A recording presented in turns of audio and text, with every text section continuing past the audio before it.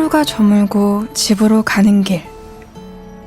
많은 것을 했지만 아무것도 하지 않은 것 같은 꼭 그런 기분이 드는 지친 퇴근길.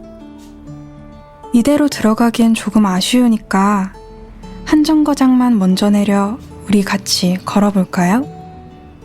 최유리와 함께 퇴근길 한 정거장.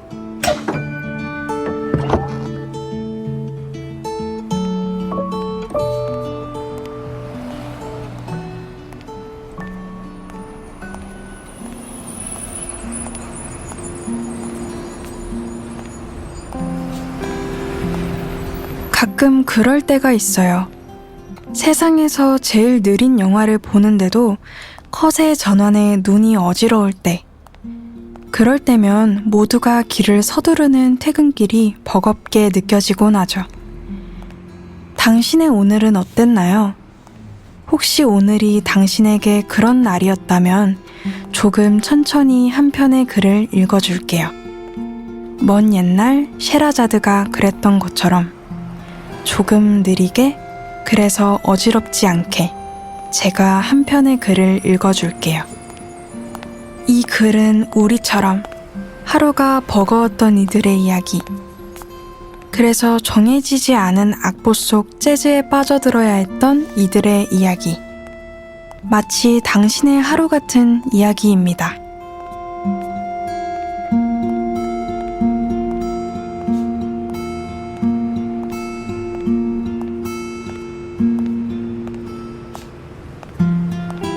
(1920년) 첫 세계대전이 막을 내리고 화려한 불꽃의 끝에서 파티를 여는 이들이 있었다. 그들의 눈에 바닥을 뒹구는 시체와 시체를 이고 언덕을 넘는 이들의 발걸음은 보이지 않았다. 보이는 것이라고는 갖은 색으로 치장된 화려한 불빛과 멈출 줄 모르고 토해내던 지폐뿐이었다. 그들은 파트너가 토해낸 지폐를 손에 쥔 채 몸을 흔들었고 스텝으로 마룻바닥을 무너뜨릴 듯 밟았다. 그리고 자신도 토했다. 시체가 눈에 띌 아침이 되기 전 그들은 아무렇게나 짐을 놓고 파티장을 빠져나갔다. 대부분은 자신의 방인지 남의 방인지 모를 호텔의 침대에 나뒹굴었지만 한 사람만은 그러지 않았다.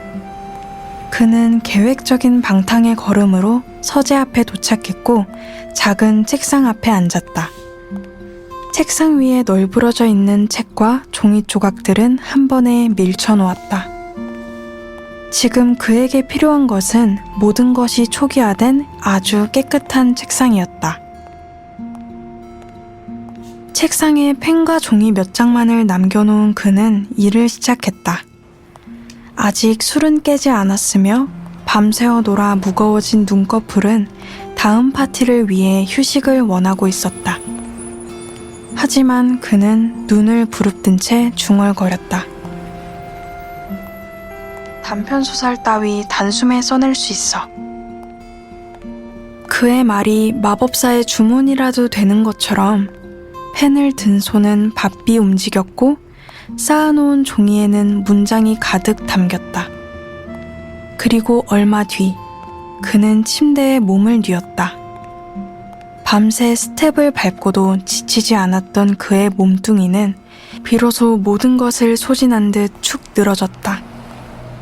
다만 그의 입꼬리는 조금 올라가 있었는데 아마도 책상 위에 쌓인 종이가 수표로 돌아올 것을 상상했기 때문이리라. 해가 지자 그는 눈을 떴다. 벌써 해가 진 것에 놀랄 법도 했지만 그는 습관적으로 알고 있었다. 파티에 늦지 않으리라는 것을. 왜냐하면 그는 어제 입은 파티복을 그대로 입고 있었고 아침에 쓴 소설은 출판사에서 보낸 수표로 바뀌어 있었다. 이제 양말을 갈아 신고 수표를 지갑에 넣으면 파티 준비는 끝이었다. 오늘도 파티장은 그의 방문을 원하고 있을 것이다. 그는 시대의 아이콘이자 부유한 작가 스콧 피츠제럴드였으니까.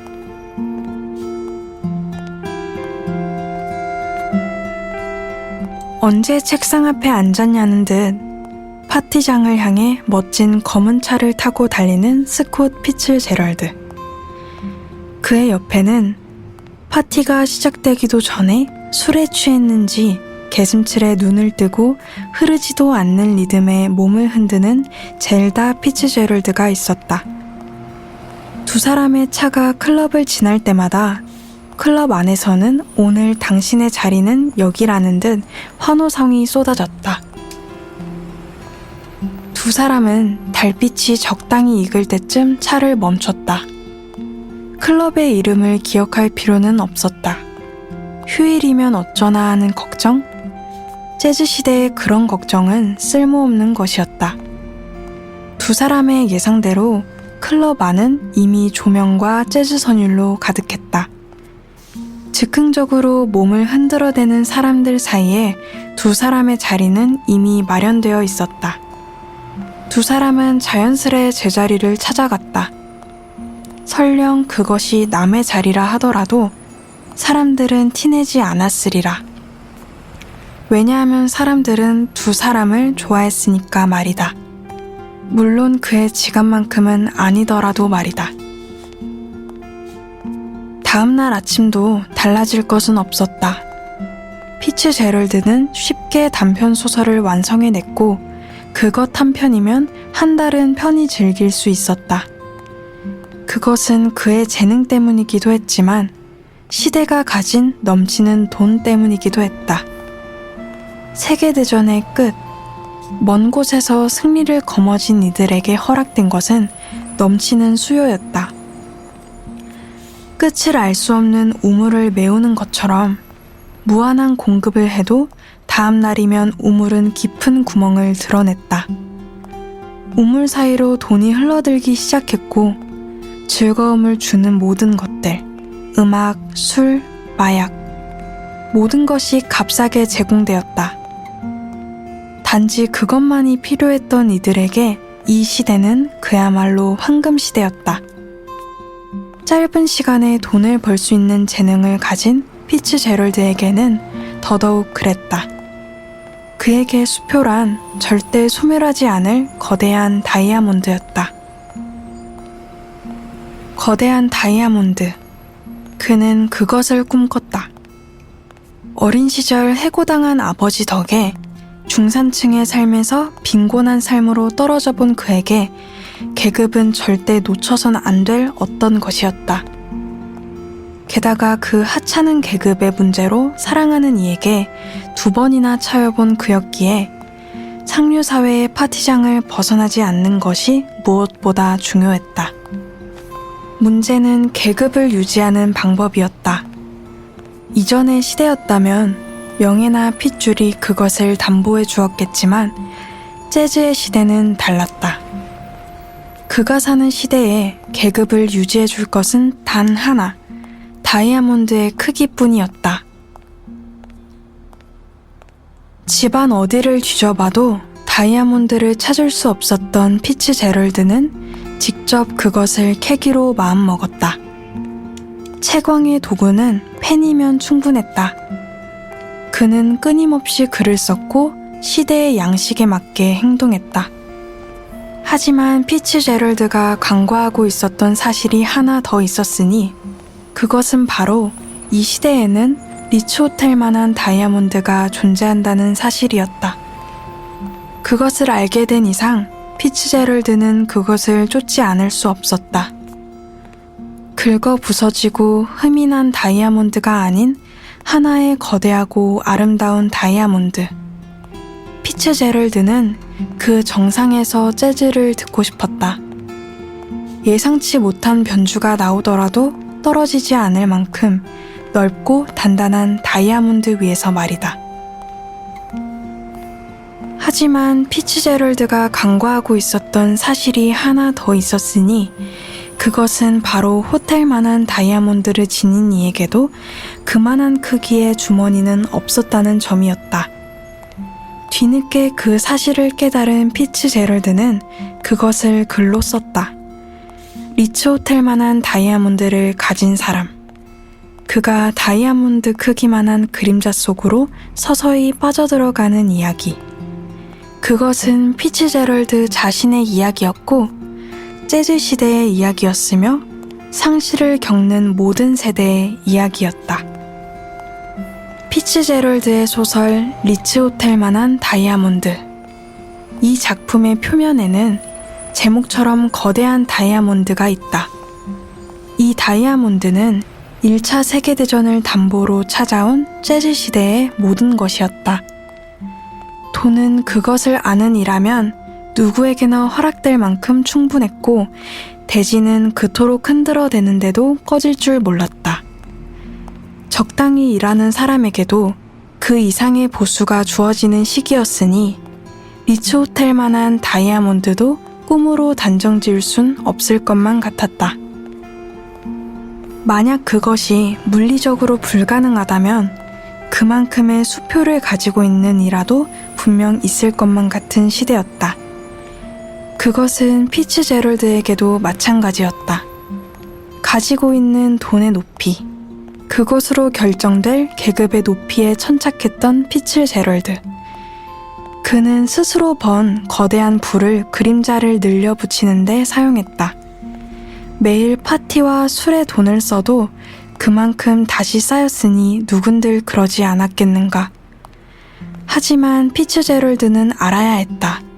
풍요의 시기에는 곡간에서 곡식이 몇 톨 사라졌는지 쉽게 확인할 수 없다는 사실을, 그리고 곳간이 비어간다는 것을 깨닫는 순간 이미 시대는 저물었다는 사실을.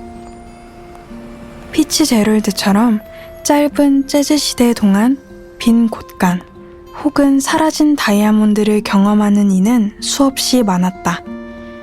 피츠제럴드는 그 경험을 자신의 소설을 통해 상실이라 이름 붙였다. 문제는 그들이 잃은 것이 단순한 수표나 다이아몬드, 빈 술병이 아니었다는 점이다. 그들이 상실한 것은 시간과 시대였다. 다시 돌릴 수도 채울 수도 없는 그것 말이다. 피츠제럴드가 자신이 잃은 것을 이처럼 작품으로 남기자 같은 상실을 경험한 사람들은 자연히 열광했다. 이유는 간단했다. 자신이 겪고 있는 상실감이 시대의 산물이라는 것에 안도했기 때문이다. 술에 취한 것이 자신의 잘못이 아닌 시대의 잘못이라는 것. 시대라는 녀석의 잘못된 안내와 거대한 만큼 허황한 다이아몬드가 그려진 팸플릿.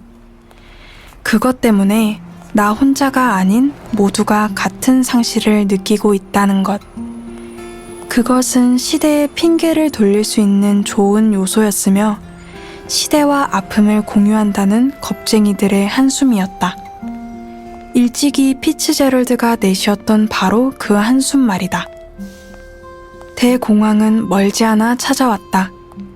그것은 실상 리츠 호텔만한 다이아몬드를 가진 자의 영광보다도 짧은 시간이었다. 이로써 상실의 시대도 끝이 나버렸다. 더는 상실을 말할 시대가 아니었다. 내가 잃어버린 어떤 것을 찾는 것은 좁쌀만한 다이아몬드를 지닌 이들의 사치였고, 살아남으려면 남들이 잃어버린 것을 모조리 주워 모아야 하는 시대가 도래한 것이다. 그런 시대의 피츠제럴드가 그린 상실의 이야기는 불 꺼진 클럽처럼 쓸쓸해졌다. 그의 삶 역시 마찬가지였다. 금주하던 때에도 맥주는 음료라며 마셨던 그에게 허락된 술병과 시간은 한계의 때를 재촉하고 있었다. 그리고 그를 기억해줄 이들은 그의 책을 내던진 채 한계를 향해 전속력으로 뛰기 시작했다. 잘하면 뛰어넘을지도 몰랐다. 빠른 속도로 도움닫기를 한다면 새로운 시대로 도약할 수 있을지도 몰랐다. 아니, 도약해야만 했다. 다시금 상실의 시대를 맞이하기 위해선 피츠제럴드처럼 노래만 하는 이의 음율에 귀 기울여선 안 되었다. 상실을 노래하는 이들의 마지막은 추락, 그리고 잊혀짐 뿐이었다. 그 결과를 누가 선고했는진 아무에게도 중요하지 않았다.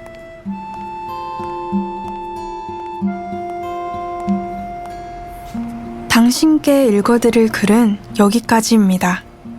언젠가 또 퇴근길 가방에 상실이라는 단어가 빼곡히 담겨 있다면 오늘의 이야기를 찾아주세요. 모든 것이 사라진데도 우리가 나눈 이 시간은 사라지지 않을 테니까요. 그럼 다시 함께 걷게 될 그때까지 잘 지내요, 우리.